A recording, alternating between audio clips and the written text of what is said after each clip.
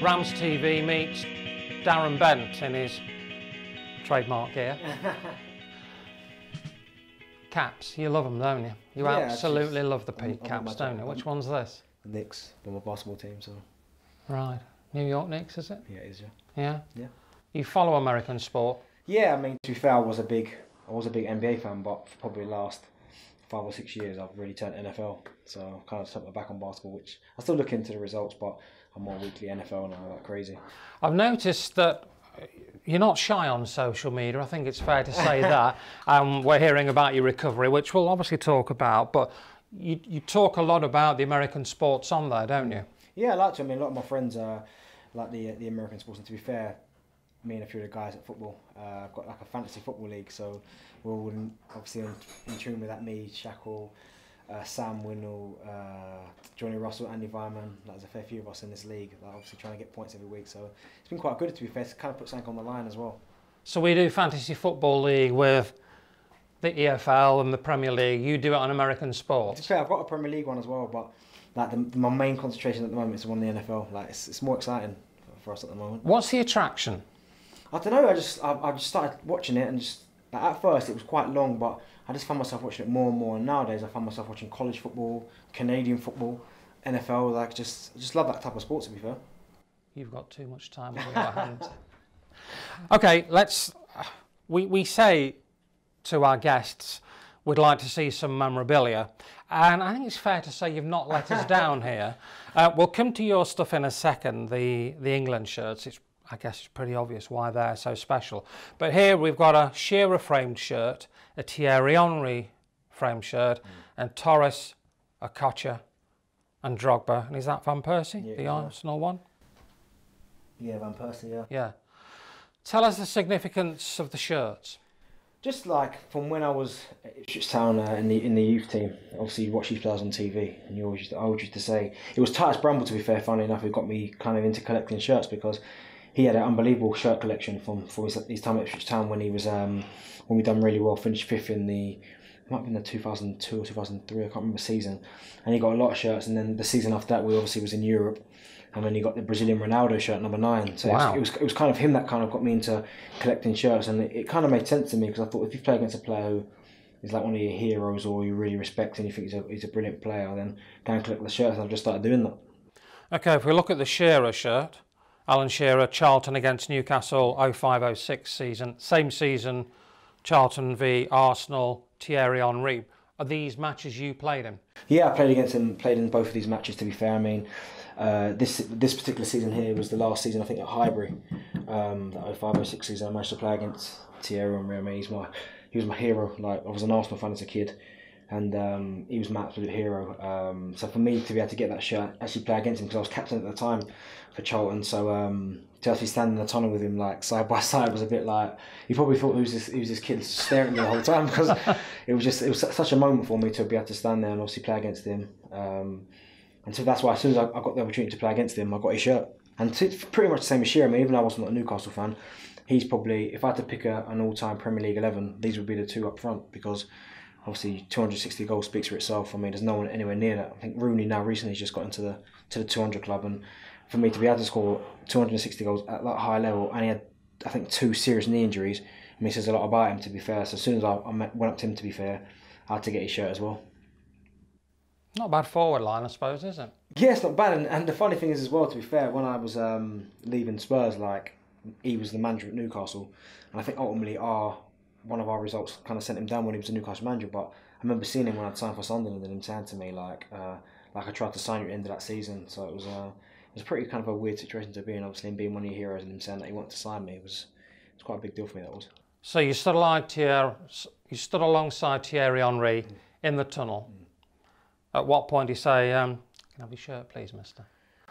I think, to be honest, if I'm honest, I probably got it really early in the game, because he obviously that particular side there, and maybe just a bit before that, had some unbelievable players. And I know at that present time as well, he was, I mean, unbelievable, probably the best player in the country in my opinion. And I think it was even a corner or something like that. I think I was jogging back to mark him from a corner, and as I ran past him, I think I said, "Oh, Thierry, like, after the game, can I have his shirt?"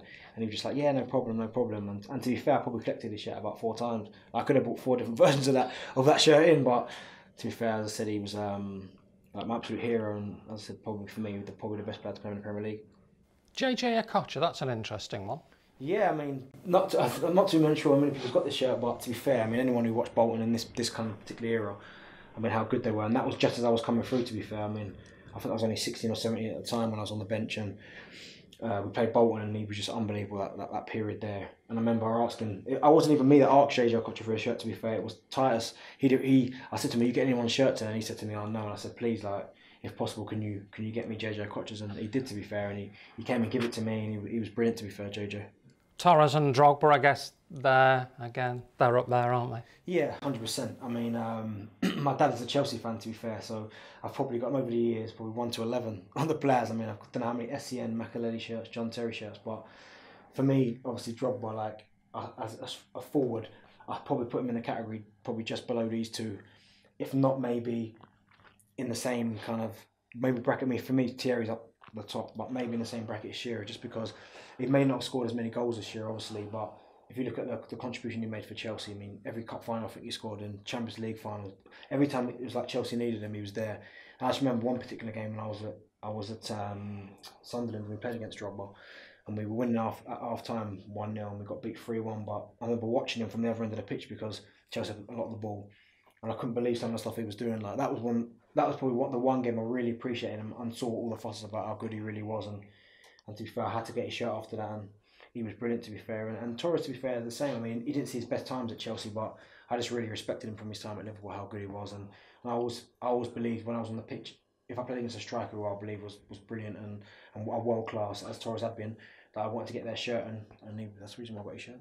I mean, he is a legend to step up and take that penalty, wasn't he, in the Champions League final? Not even so much just the penalty. I mean, the header before that last minute. I mean, he was that particular season there. I mean, he probably carried Chelsea along to that cup final, because I remember the amount of important goals he got that season. And as I said, he was an absolute legend. It was nice to see him actually come back.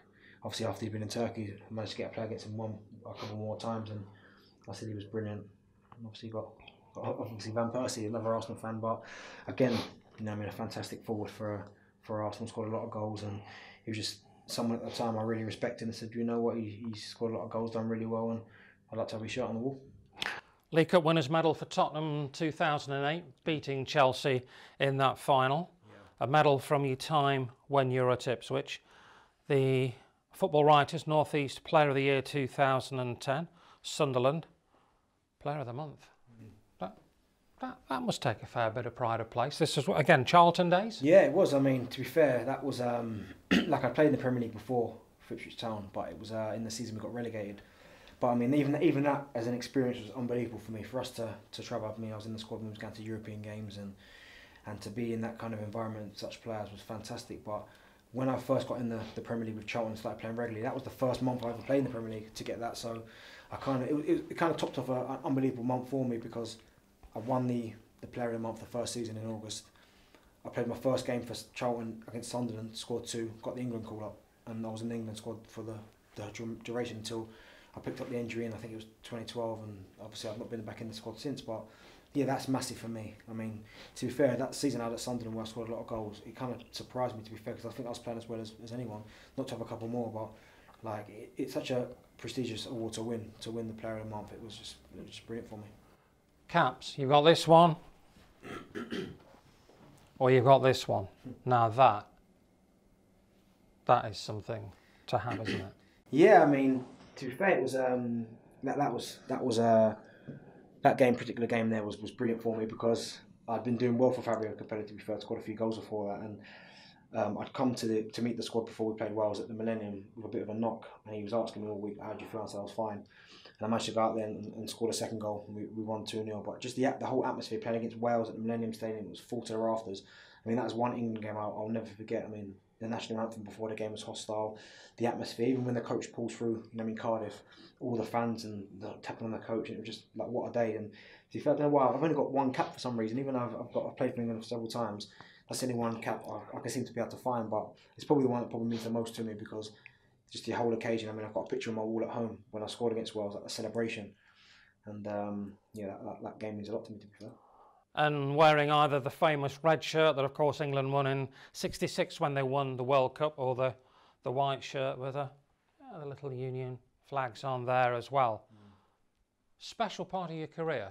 Yeah, I mean, I've always said to people, when you're there sometimes, I used to be there with the national team, like you could be there for 10 days. It's quite a long process, like not really a lot to do, like you maybe play a lot of computer, maybe you might train once a day, and it's quite a long process, and you sometimes think, oh, it's going to be a long week, but like, to be fair, when you're no longer in the squad, you don't half miss it. You wish you'd taken the moments. I mean, not saying I didn't take the moments, seriously, and I mean, I loved every moment I played for England, but I think once you've not been in the squad for a while, you really start to miss it and think, oh, I wish I was still in there. Like when you see the guys getting off the coach and you see them training and going to different countries to play against different nationalities, you just think like it's something you shouldn't take for granted. I mean, I know a lot of guys who I came up with playing who were good, and every time they got called up for England, they would be a bit like, oh, they've got a knock just because it was a long 10 days sometimes.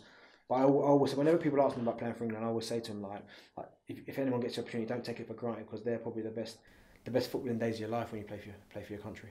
You'd have liked some more of it, I guess. Oh, I'd have loved a bit more, do you know what I mean? And it was just obviously disappointing because leading up to I think it was the 2012 World Cup, I think, I got injured and I'd have been in the squad because I'd been playing in all the games. Obviously, the Wales game I'd scored in Denmark. I think it was Macedonia or Montenegro we played when Rooney got sent off. I scored in that game, so things were going really well. So to pick up the injury at that time was a bit heartbreaking. But yeah, I mean, I would have hoped to have got him back in there after that, but it wasn't meant to be. But listen, you can never give up. Do you know what I mean? Hopefully, you can keep going well. Derby can get himself in the Premier League. Anything can happen. I mean, you look at Defoe, for instance. He never gave up, stuck with it, and he's got himself back in there. So if anything, he's the kind of blueprint for all players. Obviously, getting a bit older. So is your motto never say die? Never. I won't be one of these guys who's gonna come out and say, yeah, I'm retired from international football. Like I'll keep going to the very end till basically my legs kind of fall off, I guess. How is the leg? Yeah, it's not too bad. It's come on really well. I mean, at first it said to me December, January time, but now it's November, so I think it's healing pretty quick. I'm doing more and more stuff in the gym, starting to jog, obviously do the weights on the leg, it's becoming stronger. And I think it's the end of this week or next week I'll start jogging outside, so I don't think it's too far away. Okay, we've done enough standing up. Should we sit down and have a good old chat? Yeah. Come on, let's do that. So we've looked at all your memorabilia. Let's go back to the young Darren Bent. Mm-hmm. You've put me right on the geography of where Tooting is in London, South London. Tell us about young days. Yeah, it was obviously South London. You said born in Tooting. Moved to Thornton-Heath, which is near Croydon. Which is near Crystal Palace. Crystal Palace was a local team. Why support Arsenal then? To be fair, because obviously Ian Wright, like being a striker, I used to love Ian Wright. Like the way he used to play for Crystal Palace, he used to score goals. And obviously when he went to Arsenal, I think that was the reason obviously why I started to support Arsenal, because he went across. But yeah, it was a fairly, it was quite a rough area. But listen, it was home to me. And I'd probably say then, even though I saw a lot of things on the street that probably I shouldn't have seen, I'd still probably say it was safer back then to walk in the street and play in the street than it is now. That's an interesting thing to say. I mean, to be fair, back then, I mean, I used to play in the street all the time, especially on the weekends. I'd be out trying to play football on the road. Sometimes I'd even walk to school. And you talk about I was 8, 9 years old sometimes, do you know what I mean, playing in the street all the time. So, whereas nowadays, it's kind of, do you let your kids out nowadays, obviously, with some of the stuff that's going on? Did you play football all the time as a kid? Yeah, I tried to. I mean, if I didn't have a football, I'd try and play with a stone or anything that was kind of round.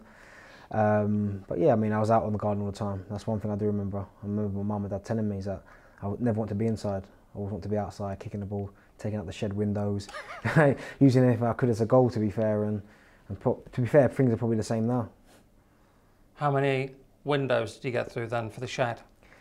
Probably all of them. Like it was one of them old robust wooden sheds, and it was to be fair, it was at a point where in the garden it was right at the end, in the middle of the grass bit. So I managed to just obviously get out my feet and just hit shots it all the time. And to be fair, my mum used to hate it. She used to go crazy, but my dad, like, he didn't really mind, to be fair. And sometimes he'd even go in goal, so it always helps. Was there sport in the family as a background?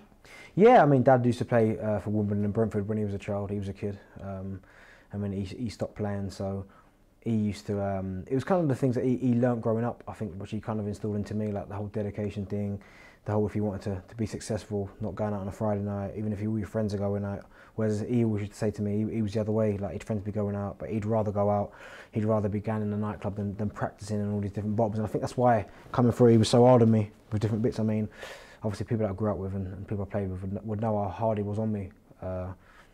When you say hard on you, in what way? Things like just like if I had a bad game, he'd really tear into me in the car, and it kind of became common knowledge at Ipswich Town, especially when I was on the youth team, that if I had a bad game, like even some of the guys would say to me like, you know, you're going to get it in the car because, to be fair, when my mum and dad split up when I was 11, I used to see my dad all the time, so he'd drive from London to Cambridgeshire where I went to, pick me up to take me to Ipswich and back, and to be fair, sometimes if I was staying with him for the weekend, the whole way back from Ipswich to London, which is a good hour and a half, 2 hour drive, he'd be laying to me the whole time. Did he have some fair points to make? Well, in the end, like, looking back at my career, he was totally right in everything that he did. I mean, I said he had me in tears at times in the car, and I remember Mum always used to say to me, like, don't worry, you know he doesn't mean it, but he was really hard on me. But obviously, I get why he was so hard on me, because obviously everyone used to tell me, like, his friends, how good he was, and he could have made it easy, but he just didn't have the dedication. I think that's why he was so hard on me to try and make it. It must be such a temptation. You would see all your mates going out on a Friday night, whatever age you might be, to not want to be a part of that. To be honest, like if I'm honest, I've always had I've had the same friends around me from when I was growing up, coming up, since the same now. And to be fair, they was all pulling in the same direction. Like if I had a game on the Saturday, some of them might go out, but my best friend, a guy called Emmanuel, if he knew I had a game on the Saturday, he didn't go out either. Do you know what I mean? So it kind of made it easy for me. I didn't have them group of friends around me that was always looking to party, looking to be here, there and everywhere. I had a group of friends that kind of knew what my focus was, and they kind of channeled their focuses into where I wanted to get to. But school during the week, come on, Benty, come to this. We've got a party on Friday night. Come on, there'll be plenty of girls there. Come on. No, honestly, like, I mean, my best friend didn't go to my school either. I mean, and when I moved to Cambridgeshire, Huntingdon, it was kind of easy, to be fair. That's kind of where I really started to really enjoy the football, to be honest. And I loved going to school, which was quite a strange thing because it was quite a sporty school. So everything I did at school was to do with football all the time. And to be fair, that part of it, when I think about going out and stuff like that, that was the easy part for me. Obviously, the hard part was obviously trying to get all the football in. How much football did you play? A lot. I used to play for, I mean, I remember playing on the Sunday for my Sunday league side, sometimes playing Saturday for the county, in the week playing for the school, and I remember there was even occasions playing for the sixth form when I was in like year 7, playing for the sixth form. So as much as I could, and even in lessons, like PE lessons, like having football. So it was something that I used to really enjoy, and something I used to like about that school was that they were such a sporty school. So you moved to Cambridgeshire, quite a change then from living in South London. How did that, was that because family splitting up, or was it? My mum and dad obviously parted companies when I was about 11 or 12. Moved up there. My mum's family were living up there, like a couple of her sisters. Mum was living up there, mum and dad. So it was kind of easy to make the transition. I used to go up there quite a lot for school holidays and stuff. So, and it was a really nice, safe environment back then up in Cambridgeshire, a place called Huntingdon. It was quite a safe environment. So, and because it was quite like countryside, you could walk everywhere, run everywhere. There's fields everywhere to play football. So, if anything, I remember, you know, my dad always used to say to me, like, because I saw my dad still every week without fail when I moved up there, that he always said that was the best thing for me to get out of London, because obviously London at the time was quite rough. The area we live in was quite rough, and a lot of my friends, as they were getting older, were getting in more and more trouble. Like the guys I grew up with, not really the same friends I got now, were getting in trouble. So for me to move to such a suburb area it was good. The former Prime Minister used to be the local MP. Yeah, John Major. Yeah, he used to live in Arkenbury, to be fair. I used to pass his house quite a lot going to the base. Didn't pop in for no, anyway. No, he's a Chelsea fan, I think, isn't he? So he is, he's a Chelsea fan, yeah. Yeah. You know, he does like his football, doesn't he? Yeah, he does, yeah. Yeah. God, Manchester Rovers, tell us about how you ended up there. I remember moving up to Cambridgeshire, and I was playing for a side called Priory Parkside at the time, which was based in St Neots. And I was playing age above myself, and I enjoyed playing, but it wasn't always great to play, do you know what I mean? But it was kind of a football place, and I remember a guy called, I can't remember his name, I think his name was something Spencer, I can't remember his name, and he approached me when I was playing for the school one day and said, oh, would you fancy coming down and playing for Manchester? Your own age, I think you'll really enjoy it. I think you know quite a few of the boys. And I was like, yeah, I'll have a go, and to be fair, I went to play for them, and it was really successful. Were you always a striker? Always a striker. I mean, from the moment I got there, it's like I kind of hit the ground running. I mean, I remember I scored I think 20-something goals in 6 games in my first season. Then I had signed for Cambridge United, and Cambridge United said, oh, we want to, I'd signed the paperwork and I was going to leave. But I said to them, let me play one more season for Manchester Rovers, and then I'll come to you. And it just so happens that I played that season for Manchester, scored I think 99 goals in the season. Ipswich Town come 99 goals? 99 goals in one season, yeah. And then Ipswich Town come and got me, and I decided to go there. What standard were God Manchester then? Just a regular Sunday League side. Okay. And that was it, regular Sunday League side. But it was a nice footballing club to go to, really family orientated. The team home pitch was about 10 minutes from my house, so everything just fit. Whereas at Sydney, my mum would always have to take me to the games and stuff. Whereas it being 10 minutes away, I could either walk there or one of the parents would pick me up or something. It was just so much more convenient. 99 goals in a season. That's yeah. amazing. How many did you score? Do you remember? How many did you score? That season? 99, that was me. Oh, you scored 99? I scored 99, yeah, not the team. I scored 99 goals in one season, yeah. How many did the team score? I can't even tell you, but I know I would have got. You remember 99? Yeah, then, I remember that just because it was in the papers. Obviously, before I left to go to Ipswich Town, and I remember like one of my final games, I scored 7 in the cup final and stuff like that. So it was like even people I played with back in Manchester still talk about that now, that season. I'm not surprised. Yeah, so it was. So you agreed to go to Cambridge United, but then Ipswich Town come calling. Yeah, I mean, like I remember playing a lot of games, and this one particular guy called Barry Kettlewell, who my dad's really close to now. I still speak to quite a lot. He was a scout who took me to Ipswich. I kept seeing him at a lot of our games, and I remember asking someone like, "Who is he?" They said, "Oh, he's a scout for Ipswich Town." So I think, "Oh, okay," but like a lot of the times, if my parents wasn't there, he wouldn't speak to my parents. He'd go and speak to other parents. So I was thinking, even though I was scoring all these goals, I was thinking, what's going on here? You probably got bored. 99 goals. Yeah, I'll see what he can do. So I just remember this one particular time. I remember asking even the manager of Manchester. I said, "Oh, like, who's this guy?" And he was like, "I know, you don't need to worry about it." So I remember thinking, okay, but my mum and dad came, and I remember him saying to them, like, "Listen, we really like Darren. We want him to come down for a trial at Ipswich Town." So they were like, "Yeah, that's no problem whatsoever." And that was just after I'd scored the 7 in the cup final. So I was really excited about going for a trial. And then we had another game the following week, and I'd scored 2, but I played probably better than I did when I scored the 7, but I only scored 2, but the game got abandoned because one of my friends got injured. And he was like, "Listen, forget the trial, we just want him to sign." But at this time I'd already signed for Cambridge. So I think obviously the two clubs had to come to some kind of agreement, but yeah, I ended up going to Ipswich Town. Presumably no regrets on that move at all? Oh, not at all. I mean, that was such a special club. I've spoken about it before on numerous occasions. Like I've got nothing but high regards as regards to Ipswich Town, because back then, I don't know about so much now, but back then they were really big on the whole youth philosophy. I remember the day I went there to play my first game, they gave me a big brochure about the guys who'd come through, like Titus had come through, Kieran Dyer, James Scowcroft, Richard Wright. They were like the poster guys before. Obviously, you had that European Cup winning team with Kevin Beattie, John Walk. I mean, the history of the football club was big. And I didn't know. Like obviously, I knew who Ipswich Town were, but I didn't know that's what the kind of history, the kind of club I was joining. So when I did join the club, I was really excited. And you really went on to make your name there, didn't you? Yeah, I mean, I got in the team relatively early. I remember making my debut for I think 16 years old, travelling with the first team at 16. And I remember it was George Burley and to be fair, Dale Roberts. Like obviously, he passed away unfortunately due to cancer. It was them guys that really kind of pushed me, because I had my youth team coach. But then when I got to 16, 17, I started to play in the reserve league. I remember winning the Golden Boot in that league, in the reserve league, and I remember them saying to me, like, "Listen," especially Dale Roberts and a guy called Ian Smith saying to me, "Listen, you're not going to no longer be with the youth side or the reserves. You're going to be with the first team." And to be fair, George Burley, he's played a big part in my career, because he really believed in me at such a young age and pushed me to play week in, week out. That is a young age. I mean, we've just had young Max Bird come in at 16, and that's quite a thing these days. But to go into the first team squad and stay in there. Yeah, I mean, from the moment I stepped foot in that first team squad, I never came out of it. And like someone sent me, I think, a DVD or CD of a lot of the goals and stuff, and it's just, it doesn't really happen nowadays. Like, I mean, that is really young, 16, 17. But that is where Ipswich Town is such a special club, because George Burley's philosophy was, if you're good enough, you're old enough, and it just went on from there. Well, George obviously came to manage Derby. Yeah, he did, yeah. In the end, and Ipswich, I guess, a bit like his Derby team, have got a real style of playing football. Yeah, he had just a philosophy about attacking and playing really attractive football, and we had such good players in the side when I first got in the team, like people like Marcus Stewart. I mean, he did really well in the Premier League, scored a lot of goals.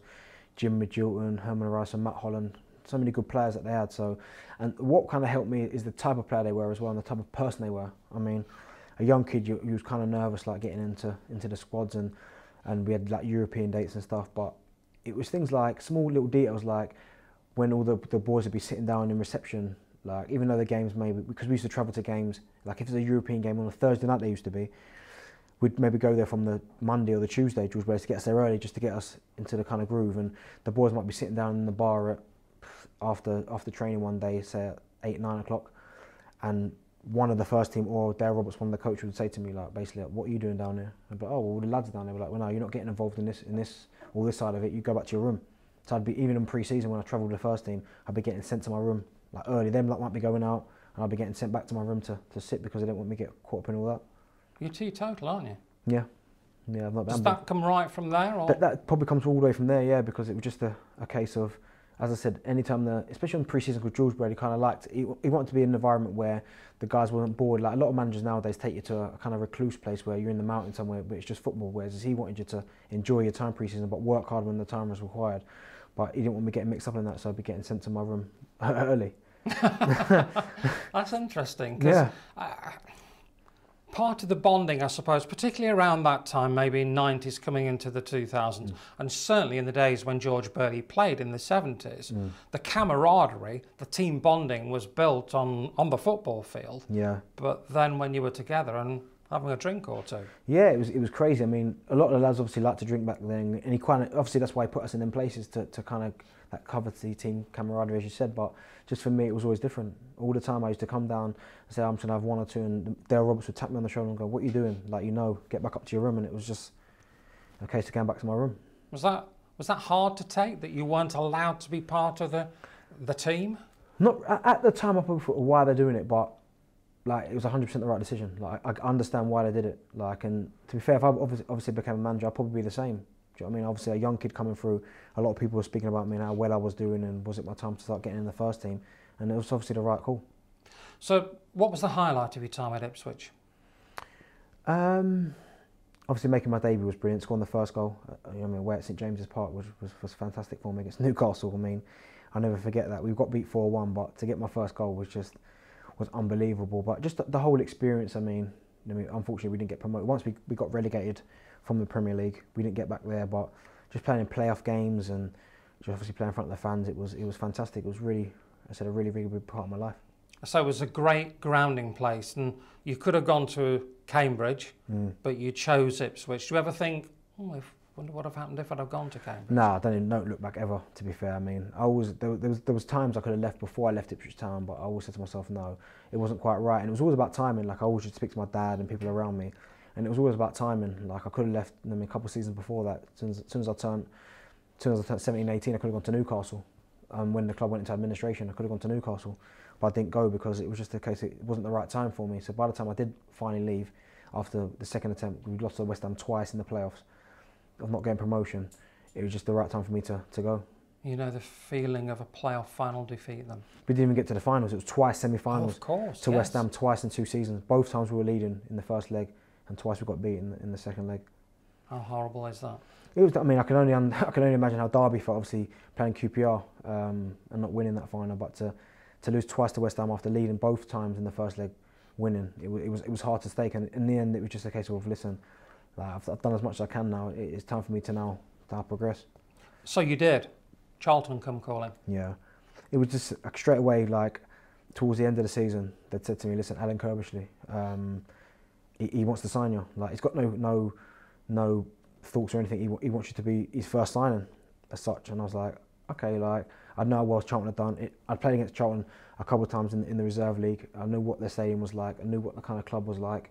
And to be fair, I remember they're probably involved in one of the greatest playoff finals ever against Sunderland, the 4-4. Yeah. So it was always a club that I obviously knew a lot about. And for some reason, it just fit for me. Like I spoke to Alan Kirbishley, really liked what he had to say. Really believed in me. Said to me he was signing me to play. Wasn't going to be there to make up the numbers as such. To see how I got on, he was buying me to play, and that's all I needed to hear, really. I mean, Charlton, amazing club, because in the 80s they were ground sharing. They pretty much went out of business. Had the Reformation, eventually got back to the Valley, completely rebuilt the Valley, and for that little while they were one of the leading clubs, weren't they? If you take out the sort of the top 6, below that, Charlton were really well thought of. Yeah, they had some great players. I mean, I remember, as I said, when I signed there, the history about Peter Vardy going there with on his hands and knees, help digging out the stadium. Richard Mill, chairman, fantastic chairman. All these guys who were running the club at the top. It just, as I said, seemed like the perfect fit. Just like when I'd been at Ipswich, had George Burley, David Sheepshanks was the chairman, always in contact with these guys. It was just, it was another special club, Charlton Athletic. Do you know what I mean? It was a good place for me to play, and Alan Kirbishley for me is one of the best managers I've played for. He paid £2.5 million for you. Yeah, I mean, back then, when I think about that price tag now, what it is today, it's kind of peanuts. But back then, people say £2.5 million coming out of the Championship was a lot of money, especially for someone who'd only had a little snippet of playing in the Premier League, not even regularly. So it was a kind of a bargain, not a bargain. It was kind of a risk, I'd probably say. Obviously, taking me out of the Championship, but listen, I knew I could only improve with the kind of players that were playing at Charlton at the time. People like Danny Murphy, Alexis Smerton, these are all, you know, I mean, well-established players. So, and I knew Matt Holland from my time at Ipswich Town, as well as Herman O'Reillyson. So I spoke to Matt Holland before I went there, and he said, "Listen, Ben, you need to come because I thought you'd do really well here." Tell me the difference then between scoring goals in the Championship and scoring goals in the Premier League. Is it much harder? It's a kind of a strange one, that, because I've scored more goals in the Premier League than I did in the Champ. Like, even in this, talk about my best ever season in the Premier League to the best in the Champ. So it's, what I'll probably say about the Premier League is defenders are a lot quicker, a lot probably sharper, probably not, maybe not as strong, but technically they're better. But I always used to find that in the Premier League, you always get that little bit more time and space. Now, I don't know if that's because positionally in the Premier League, they are so much better, so your concentration is more, so you've got to find that bit of space, and once you know that chance comes, you've got to take it. Whereas in the Champions League, sometimes you can get marked by a defender being in the wrong position. So you might think you might be in a good position, but because they're out of position, they end up marking you. So it's quite of a hard one to explain, but scoring goals-wise, I've always had my best season in the Premier League. Well, as we know, you're 100 plus in that exclusive club in the Premier League. We'll talk about that in a bit. Now, as we saw the Player of the Month trophy, for August 2005. So you go to Charlton, you're back in the Premier League, and you're Player of the Month. You couldn't have asked for a better start, could you? No, I couldn't, to be fair. I remember, as I said, that month there is probably my most memorable month in football because, as you said, obviously I got the two on my debut for Sunderland, for Charlton against Sunderland at the Stadium of Light. And I'd been the under-21 set up from under-17s, like playing regularly. And then the under-21 squad gets announced and I'm not in it. And I've just got two on my debut in the Premier League and I'm thinking, what's going on here? Like, why am I not in it? So obviously I remember messaging the secretary saying, like, how come I'm not in it? And she said, oh, like, you're in the full squad. So I'm thinking she's winding me up here. Like, after one game, I'm thinking, yeah, good one. And obviously I get the text message saying I'm in the squad. So it was just like, whoa, like, I couldn't believe it. I mean, I rang my mum and dad and just said, like, you're never going to believe this. Like, I've only played one game and I'm in the England squad. And it was just actually that August month there was unbelievable. As you said, getting Player of the Month and getting a call up to the England squad was just, I couldn't have asked for anything better. Doesn't get better than that, does it, really? It doesn't, because it was just so unexpected. Like, I played in obviously the 21s, but for me to play one game in the Premier League and then to get that call up was unbelievable. And that was Sven gave you the call? Yeah, Sven Goran Eriksson, yeah. And Steve McLaren obviously would have been involved in that as well. He was there, yeah, as the coach. And I remember him saying, like, congratulations, you've done really well on your debut. But all I kept telling myself, I mean, because when I first turned up there, seeing these kind of players, you know, I mean, who've been Premier League regulars, you know, people like David Beckham, Steven Gerrard, Frank Lampard, Rio Ferdinand, all I could think to myself was, what am I doing here? Like, you know, I've just came from Ipswich Town to Charlton, played one game, and I'm in with these guys. I kept saying to myself, nah, D, what are you doing here? Like, this is crazy, but listen, it happened. But you've got to have to believe. It's all very well being awestruck, like standing alongside Thierry Henry in the tunnel at Highbury. That's great. But actually, you've got to go out there and do it.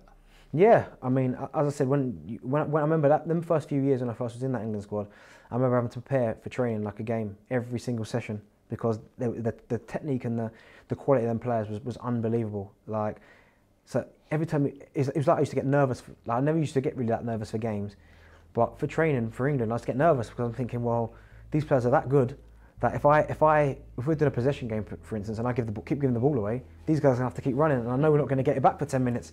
So it was a really good period, and it's something I always think about, and I've laughed to myself about that because honestly, nowadays I'll prepare for training like it's training, but back then in them squads I had to prepare like it was a game. Like make sure I get the hydrations, make sure I got plenty of sleep the night before because it was that hard. So slightly in awe. A little bit, yeah, when I got in there. But as I said, because I'd come out of the Championship, to go into the Premier League, play one game, and to be in the England squad, it was just like, whoa, is this real?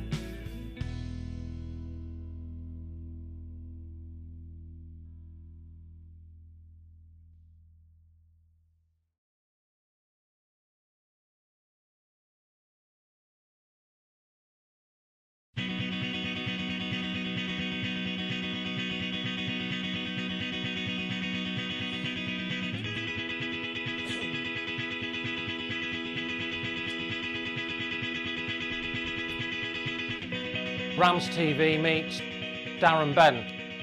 I guess then you hold Charlton is a special place for you as Ipswich. Yeah, I mean, obviously, no one can top Ipswich. They're footballing education. They give me the platform to play. I mean, I still have the relationship with the people that still work there. I mean, it's crazy. From when I was a kid coming through, we played them last season, and to still see the same security staff on the tunnel, the people that work inside the building, the kit man, all the same people when I was growing up. So to still see these faces here shows what kind of special club that is, that they can still keep these guys on after so long, because you're talking 15, 20 years. I was there, do you know what I mean? So it's crazy.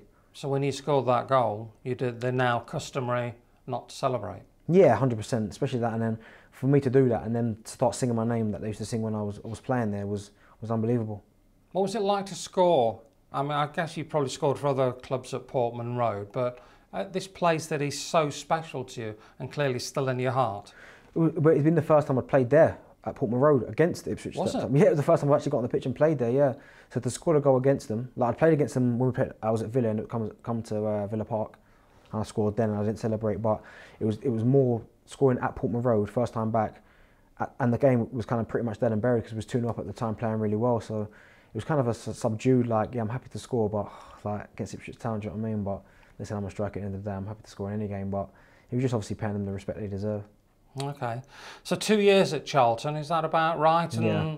Leading goal scorer on both occasions? Yeah, I mean, the first season I'd done really well, scored 22, and the second season I had a big injury, to be fair. I'd done something to my hamstring, my knee or something, and I missed quite a lot of chunk of the season, but still managed to come out with 16, 17 goals, so yeah, I was there two seasons. I mean, the second season was nowhere near as not good as the first season, just because of terms obviously had the injury, but as in the structure of the club, because we lost Alan Kirbishley after the first year, he stopped, and then we had Ian Dowie came in, then Les Reed took charge, then Alan Pardew came in, so it was a kind of the second season, then all these different players started coming in, like Jimmy Floyd Hasselbank, all these different guys came in, so it never quite had that same Charlton feel, like Danny Murphy left, and all these good guys we had playing all left, so it kind of had a different feel to it. But you've made your mark by this point, and in 2007, if we thought 2.5 million was a lot of money then, and you say it's a bit like loose change in football now, Spurs pay 16.5 million for you.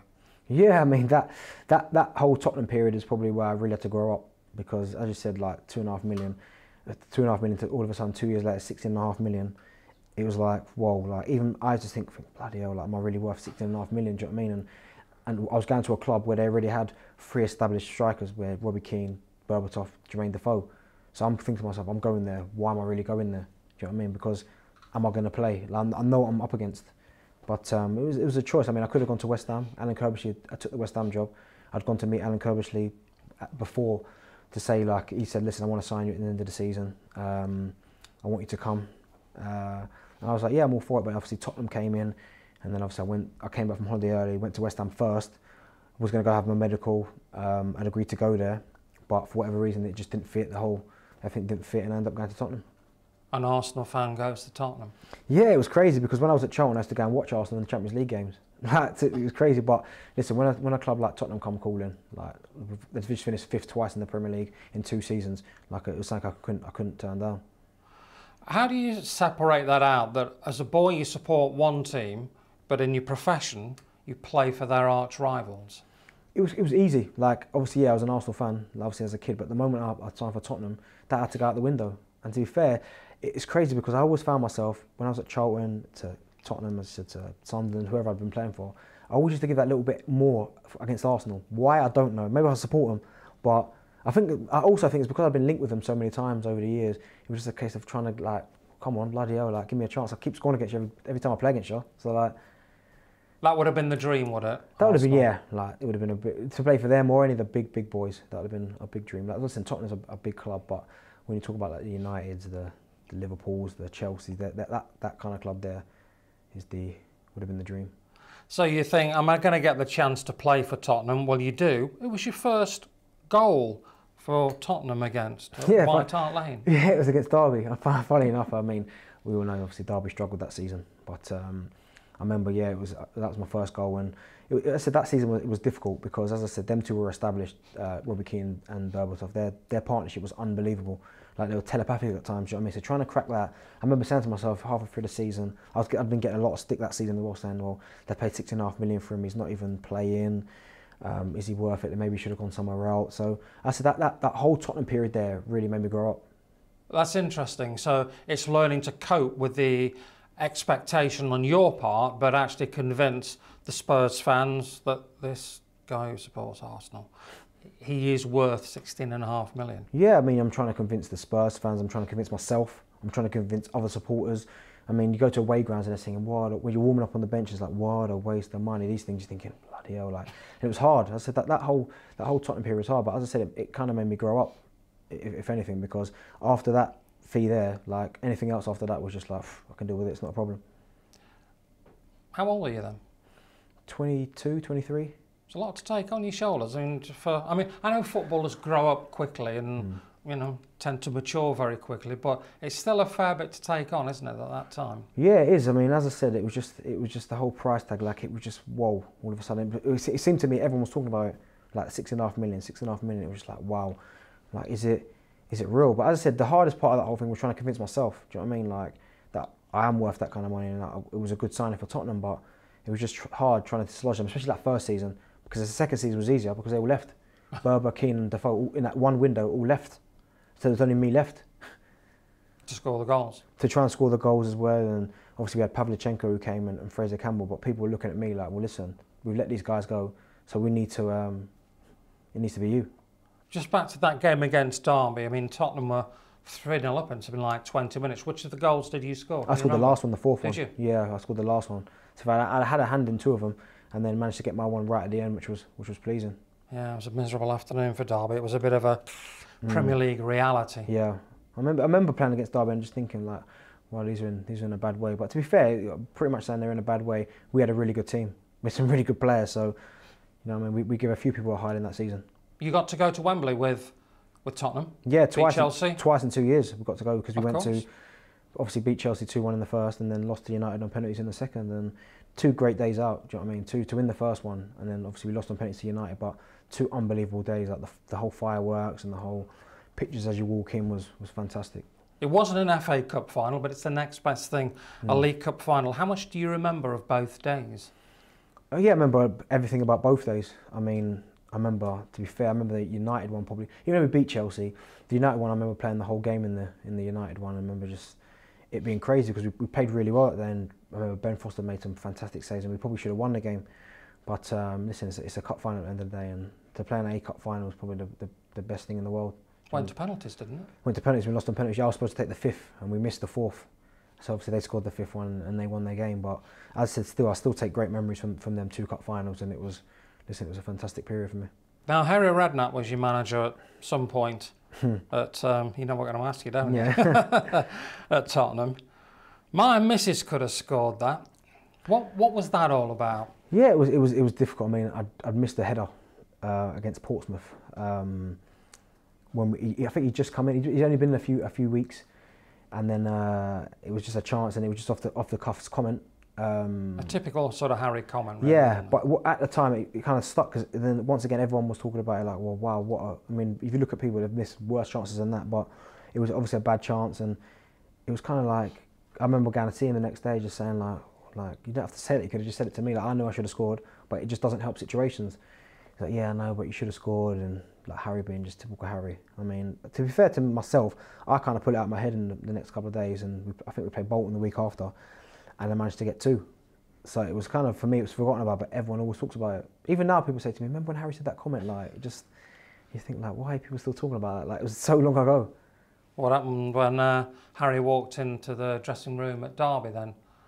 season before last. Yeah, it was a bit of a like, oh, hi Harry. But listen, Harry's going to be Harry. I mean, as I said, like I don't really hold grudges. I just get on with it. And he came in for a little bit, tried to help us out, and he's left now, and he's not at Birmingham anymore. You then move on to Sunderland. Did you want away from Tottenham? Were you trying to engineer to get a move and move on? Yeah, but it wasn't even a case of engineering a move. Like towards the end, enough was enough. Like I'd done pretty well that second season. Like obviously we'd got to a cup final. I was Tottenham got top goal scorer that season, but I still felt with Harry, he was always looking for elsewhere, other options. And towards the end, I was just like, okay, well, enough's enough now. And I remember my agent spoke to Daniel Levy and said, listen, like he needs to move on. Like he wants to move on. And Daniel Levy, because to be fair, Daniel Levy, he was pretty good. Like he didn't want me to leave, but he was like, listen, if Darren's not happy, then obviously do what you need to do. And straight away, like within a few days, I had a phone call from Steve Bruce saying about, listen, I just want to ask you one question, like, will you come to Sunderland? And I said straight away, yeah, 100%. Like nothing, I could have gone elsewhere, but I was like, no, I want to come to you. Just because for him to call me straight away and go, listen, like you're my guy, I want you to come to Sunderland, I knew that's where I wanted to go. It took a bit of getting over the line though, didn't it, the move? Yeah, I mean, for whatever reason, it stumbled and stumbled and stumbled because, like, it's funny because I came back for pre-season and I expected the deal to have been done. Obviously, both teams, well, not even so much Sunderland, Tottenham were being awkward about the deal, the fee and stuff. So I made sure I had to play in all these games for Tottenham, which I still did, still obviously competed, still scored goals pre-season, came back sharpish, still did really well, but it was still dragging. Then I remember we were going to Hong Kong on tour and all day they were saying like the deal's going to get done. So I said, why am I going? There's no need for me to go. The deal's going to get done. Let me just sit at home when the deal's going to get done. They're like, no, if the deal doesn't get done, you're coming. So we get to Heathrow Airport or Gatwick, I can't remember which one it was. I'm on the phone to my agent, Harry's on the phone. I'm saying to my agent, like, why am I here? I'm in the airport. Sunderland saying if he gets on the plane, the deal's off. So it's like, oh my God, so my head's falling off at this point. I'm starting to get a bit angry because I'm thinking, well, hold on, I want to leave, but you're making me go all the way to Hong Kong. We get on the plane, door shuts, still nothing. Now, I'm sitting there now, my phone rings, Neil, listen, get off the plane, the deal's about to be done. I'm sitting on the plane, they've shut the doors. The chief executive comes up to me and goes, hi Darren, like, I think the deal's about to be done now, so you can obviously get off the plane and go. I said, well, I've been telling you this all day, I don't need to be here to go to Hong Kong. So I get off the plane now, obviously go straight to Sunderland, go and pick up some stuff from my house, go straight to Sunderland, get a taxi. I see a reporter in the airport, funny enough, and he's like, oh, what's going on? I was like, oh, I think I'm leaving. Like, he's probably thinking, well, why have I got off the plane now? Plane's ready to depart, and I'm getting off the plane. So I get to Sunderland now, and I'm obviously ready to sign and stuff. Day passes, still nothing's done. And I end up signing for Sunderland when Tottenham get back from the Hong Kong deal. So it's another 10 days before I can do anything. So I'm sitting in Sunderland's like press canteen room and I can't even train. So I've sat there for 10 days, nothing. Until eventually, obviously, Tottenham get back and then the deal gets done. Why the delay? Why couldn't it be done while you were? I couldn't. Even to this day, I don't even know. It was just a long process, and every day I'm thinking, right, can I train today? They're saying it should be done today. They don't get the paperwork back from Tottenham. Then they're arguing over it might be an appearance fee or something, and it was just for 10 days I'm sitting there, can't train. So I end up training. I think on the Friday or the Thursday we play Hearts in a pre-season Saturday, and then it's the big kickoff, the Premier League on the following weekend. About the people loved you on the plane, and to find where's his bag to take off as well. They tried to say to me at first, Tottenham, they said, oh, would you mind if we like mail your bags to you? I was like, no chance. After you've made me sit on this plane for how long? I said, no. I said, I'd like my bag, please. My house keys are in my pocket, but I said, my house keys are in my bag, so I need you to get my bag off. So obviously I made them wait to get my bag off, and then I left. You would have been popular. Yeah, yeah, but at the same time, I've been saying this all day. Yeah. About not making me get on the plane in the first place. So was it worth all the hassle, all the aggro to play up in the North East? Yeah, it was brilliant. Probably the best year and a half football I've probably played in my career, bar Charlton maybe. Probably in my career, it was fantastic. From the moment I managed to sign, training, it just seemed to fit. Like I remember scoring against Hearts the week before the Premier League started, so that kind of gave me a boost because I always feel pre-season is really important for a striker because that's where you get up and running, goals wise, confidence wise, and then to score the following week against Bolton on my debut, just kind of looked after itself really. Geographically, it's a bit different to London, up in the North East. I think that's what I needed at the time. I mean, really? I had obviously Charlton. I've been there for 2 years. Tottenham. So I've been in London for 4 years. I was raised in London. But listen, there's a lot of distractions in London. Do you know what I mean? There's so much temptation here than everywhere to go shopping, to even if you're not doing anything, to go shopping, to go and eat in the fancy restaurants, to go here, to go there. So I found myself a lot, not even in my house. Do you know what I mean? Going straight from training to central London. So when obviously the opportunity to come to the North East, I said, you know what? I need to go up there. Not only for geographic reasons, as you said, but just to go up there because I know it's all about football. And I know it could focus, and that's one of the reasons why I went up there. I'm sure you can shop in the North East, but it must have been a completely different culture from, as you say, finished training, bang, straight into central London. Yeah, 100%. You're right, they've got shops, but it's not London. London's got everything you can think of, but up there, you go to restaurants, people want to talk about football. You go shopping, people want to talk about football. So everything was just geared up to play football. Because it's such a small place, the North East, it was just something I needed at the time so I could refocus and really have a... And to be fair, I kind of had a chip on my shoulder about what had gone on at Tottenham. So I had that focus to do as well. I think when you were telling us the story about the plane and everything, I could hear the anger coming back into your voice again. I remember Steve Bruce saying to me, listen, use that as a tool this season to go and show people, like, you know what, this is... I'm a good player and, you know what I mean, I don't need to worry about what they're saying there. Just go and do what I'm good at. You had a good time then? Yeah, I mean, that first season, to go and score 25 goals in my first season was fantastic. Like we did really well that season. We should have probably done a bit better because we was up the top half of the season for long periods. But yeah, it was a fantastic season for me. Like to obviously score 2 against Tottenham was pleasing. To score so many goals and to do so well was. I mean, that's obviously why I won the award you saw earlier, the Football Writers North East Player of the Year. I mean, that first season at Sunderland, I mean, I think I won Fans Player, Players Player, North East Football Writers Player of the Year. I think even in Standard, a London paper, their Player of the Season. So it was a really, really good time for me. I mean, it really is a hotbed, isn't it? Sunderland, Newcastle, not that many miles apart, but they are so passionate about football. It's crazy. And to be fair to the people up in the North East, even Newcastle fans, they'd see me in the street and go, even though you play for Sunderland, like well done this season, you've been brilliant. Like it was honestly, it's such.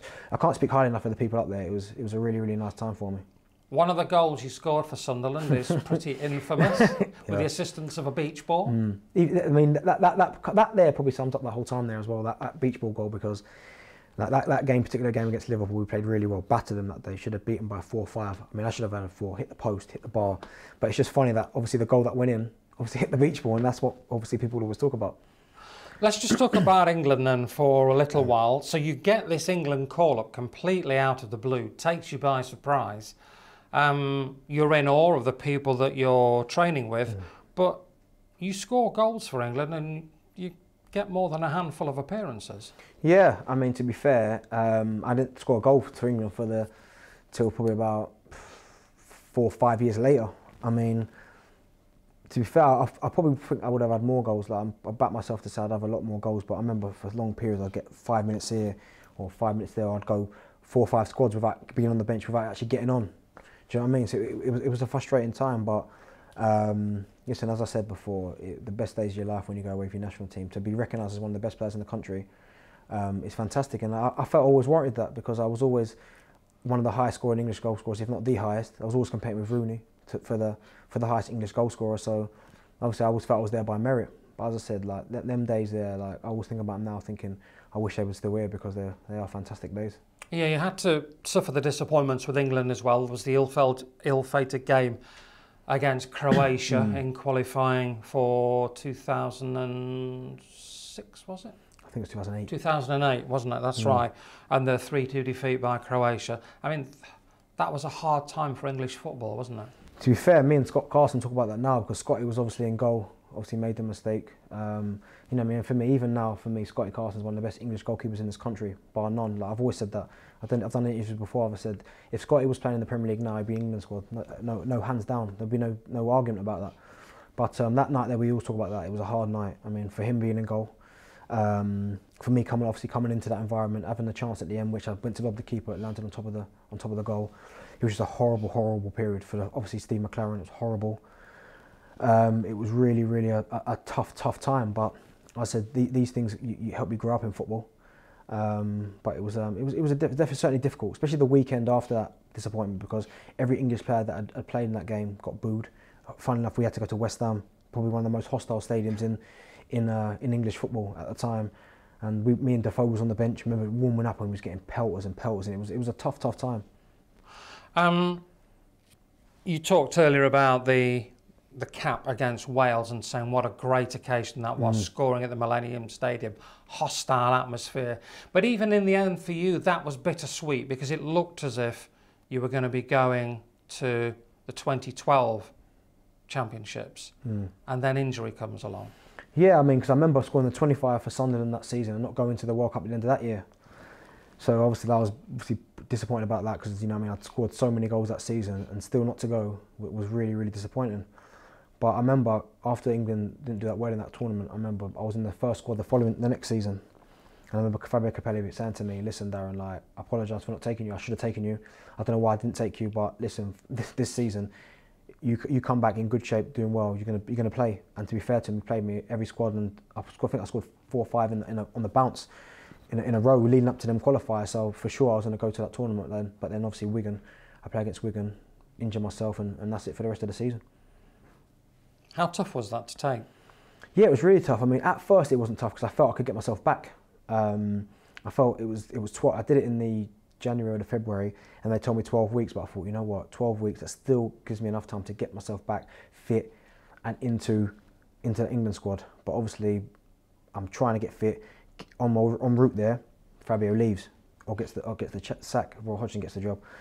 Roy calls me and just says, listen, Darren, like, I know how important you've been for qualifying in the campaign, scoring all the goals, but listen, I need to take players that are fit and raring to go, and I know it's going to be touch and go for you. I mean, England scouts, England physios and coaches have been coming to watch me train, so they know I was on the mend. But he just said, listen, I need to take players that are fit, and that was the end of it. That must have been hard to take. It was, because I tried so hard to try and get myself back, like, you know, I mean, bust the gut to try and get myself fit for that tournament, to not go. I mean, it was hard to take, but I said these things happen in football. So by this time you're an Aston Villa player. You've made another big money move. In fact, by my reckoning, combined fees of £47 million. I mean, yeah, I think it's around that. People often say that to me, but yeah, that move to Villa was probably the easiest one. It was easiest and the hardest because I'd done so well at Sunderland. I'd built up a real relationship with the Sunderland fans. So why go? It was a tough one. I mean, it was a tough one, but you know, I mean, we were 5th in the league as well, Sunderland at the time. So a lot of people asked me. I remember when I signed for Aston Villa. I remember Luke Young, who I played with at Cheltenham, him saying to me, "I just don't get it. I don't get why you've come here." But at the same time, I'd kind of felt like I'd gone as far as I'd gone at Sunderland. I'd done really well. Just scored all these goals previous season. Didn't go to a World Cup. Looked at Aston Villa's team and said, you know what, like, I've got a real chance here. Me and Ashley Young, Stuart Downing, all these internationals who were in the set-up regular. And I said, listen, by no means, and a lot of Sunderland fans thought I just went and took the money and that was it. But I thought about it for a good week about what should I do. And at the same time, I always say to people, but Sunderland could have said no. Do you know what I mean? They could have said, like, well, no. But they obviously took the money. Obviously, I got down to Aston Villa. I was kind of waiting around again. And just before I was due to sign, obviously Niall Quinn gives me a phone call and says, listen, Darren, like, so us as a club, we don't get lynched. You're going to have to put a transfer request in. After agreeing the fee, sending me all the way down there. And I didn't want to do that, but they were like, well, listen, the deal's not going to go through if this isn't the case. So I said, then I had to hand the transfer request in, which I didn't want to do. Had to do that, and obviously the rest is history. But it was a tough time because it kind of came out the blue. It was like I played the derby on the Sunday, and then on the Monday, I was travelling down to Birmingham to sign for Aston Villa. So basically it's the finger pointing at you that you wanted exactly. to move. So everyone's, obviously, I mean, the abuse I got from Sunderland fans was horrible. And I'll never forget that. I had to shut down my Twitter and everything because it was really hard to take. And I kind of understand where they're coming from because obviously I've done really well for them. Do you know what I mean? They'd kind of picked me up, obviously, when I came from Tottenham, give me the opportunity, really got behind me. So obviously it kind of felt to them like I was letting them down, just jumping ship.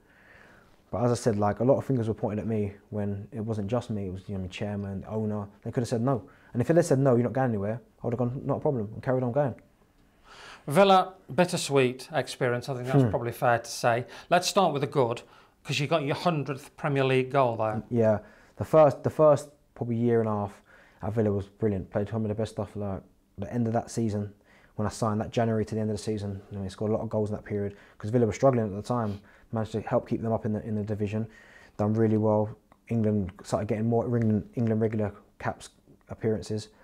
Doing really well. As you said, scored the 100th goal under McLeish the following season, so things are going really, really well for me. I think I had 12 or 13 goals halfway up to that period, so I was obviously doing really well. Obviously had the injury, missed the rest of the season, which was disappointing. But tried to get myself fit. Alex McLeish gets the sack, unfortunately. Then Paul Lambert comes in. And it kind of got off to a really good start. So I remember being away in St Bart's on holiday and him calling me 3 or 4 times, like asking me questions about different players, what I thought. So I thought, you know what, like, I kind of sensed that he was going to make me captain. So I was like, you know what, it's going to be a good time for me. Like I said to my wife, like, I think it's going to be quite a good period. Get the captaincy, obviously things are going well. And all of a sudden it seemed to just change overnight. Like I got the captaincy taken away from me. And listen, like he dropped me to the bench, played Benteke. But listen, I've got no qualms about him dropping me to the bench and playing Benteke because he had an unbelievable season. Do you know, make an old man's and say, well, listen, he deserved to play. But to obviously take the captain's arm down away from me the way he did, try and leave me out. Then he left me out of squads. Like I couldn't quite put my finger on what was going on, but I guess it's one of them things. You said to me, I think it was earlier this year, that when a new manager comes in, it's like when the headmaster changes at school or you change school and you want to try and impress the new man in charge. Yeah, honestly, it was a crazy period. I mean, I just don't understand like how we got to that stage. And then I always felt like, because obviously like my reputation, big character in the dressing room, he kind of used that against me. Do you know what I mean? Like, so he then started to like, when things started to go not quite right, he try and pick at me, and obviously me being a big character, if I don't agree with it, I'll say something. So I'd say something back to him, and then he kind of thought I was kind of undermining him, and then he just went from bad to worse. You were in the bomb squad, weren't you, as it was called? Yeah, we came back for the following season, and it was kind of a funny summer that was, because I was convinced I was leaving.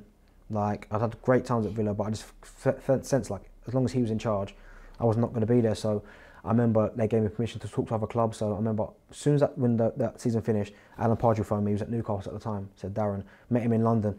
Said, Darren, I want you to come to Newcastle. I said, cool, not a problem. I'd worked with Pardew before, respected him, really liked working for him. He made me captain at Charlton. So I was like, you know what? Yeah, 100%. You get the deal, then I'll come. Not a problem. Then I had Ian Holloway, who was at Crystal Palace.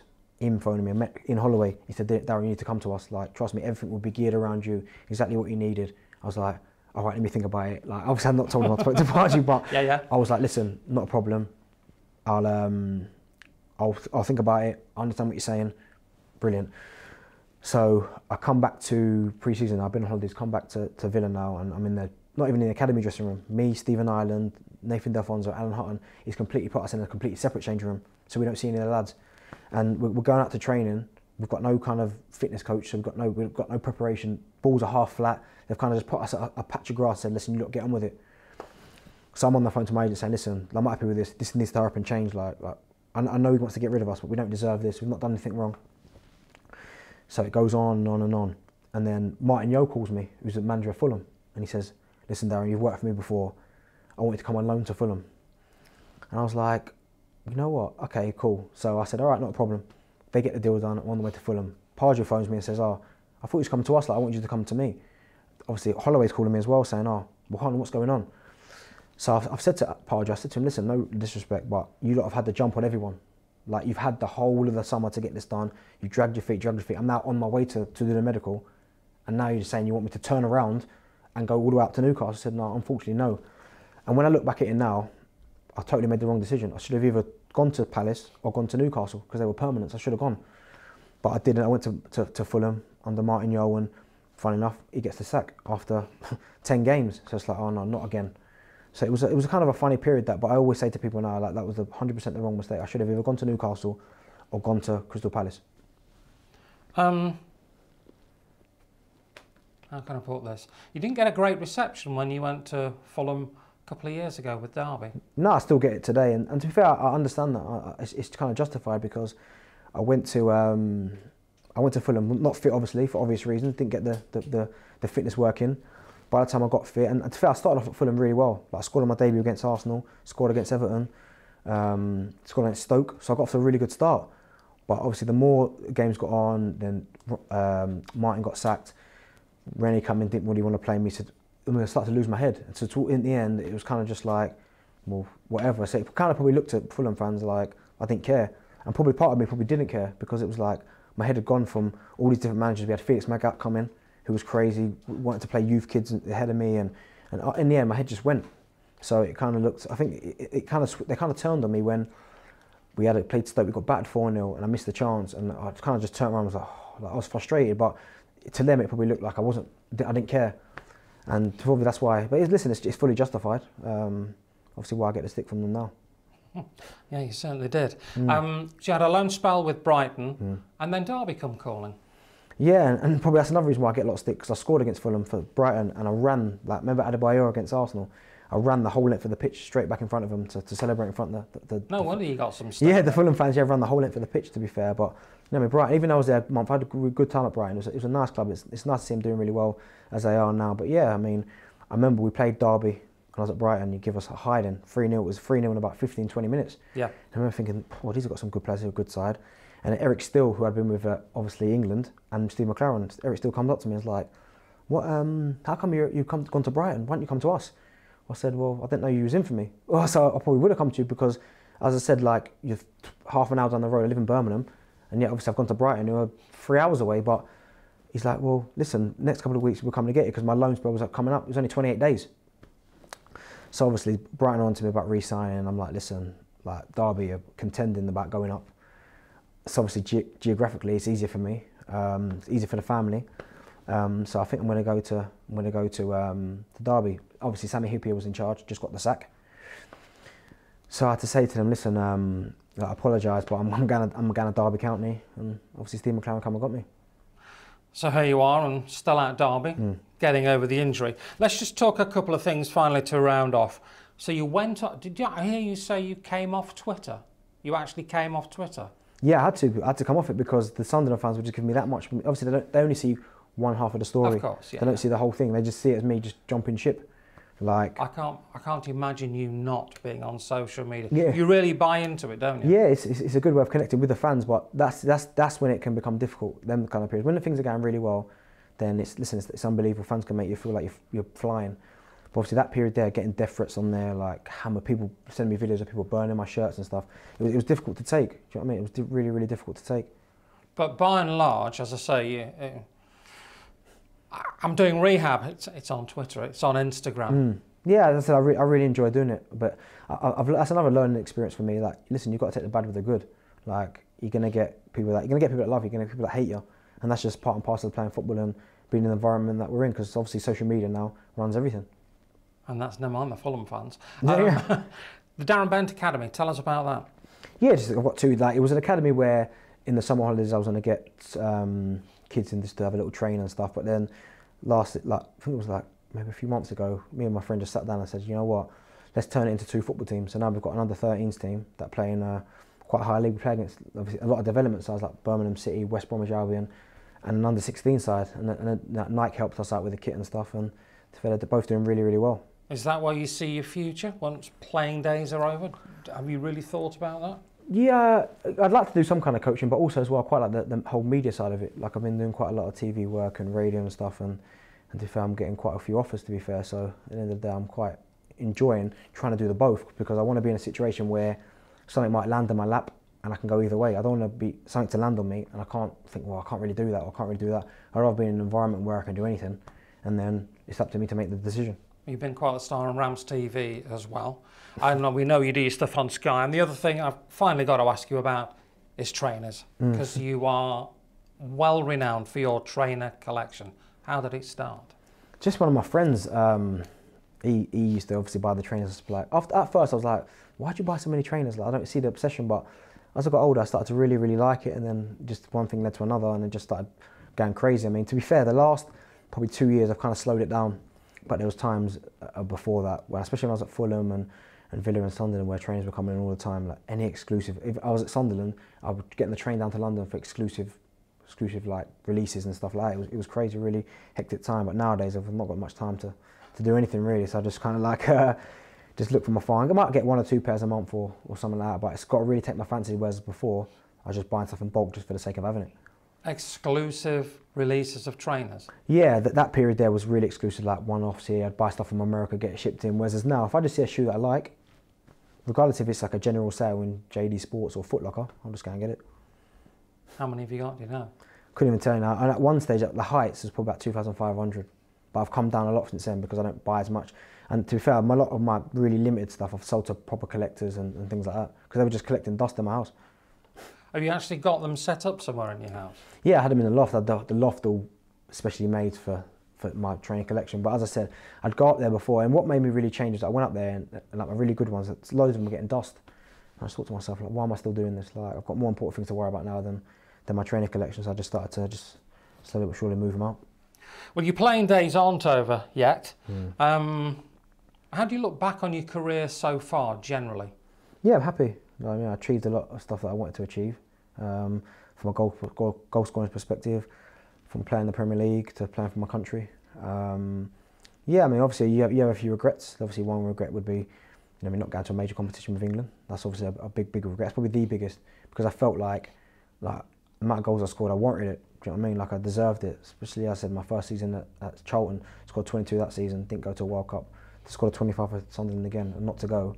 To deal with that twice, and then the injury, obviously. So that's probably my biggest regret. But listen, other than that, I'm delighted. Listen, I've played for my country. A lot of players can say they've not done that. Do you know what I mean? I've scored a lot of goals in the Premier League. There's a lot of people that said I've not played in the Premier League.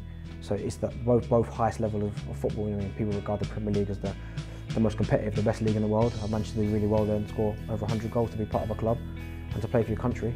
Listen, there's no higher honour. Darren, it's been fun to talk. Thank you.